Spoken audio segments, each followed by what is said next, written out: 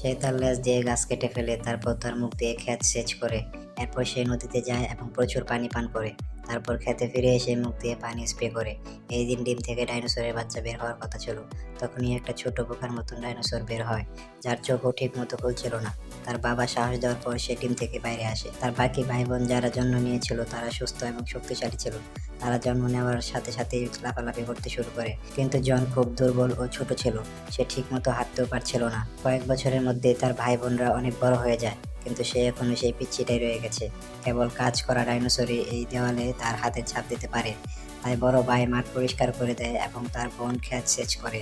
এরপর বাবা তাদের হাতের ছাপ দেওয়ার অনুমতি দেন। কিন্তু অন্যদিকে জন মুরগিদের দেখাশোনা করছিল, কিন্তু কোনো কাজই তার দ্বারা ঠিক মতো হচ্ছিল না। মুরগিরা প্রতিদিন তাকে সেখান থেকে বাইরে তাড়িয়ে দেয়। এখন জনও তার হাতের ছাপ দিতে পারে, কিন্তু তার আগে তাকে চোরদের হাত থেকে খাবার রক্ষা করতে হবে।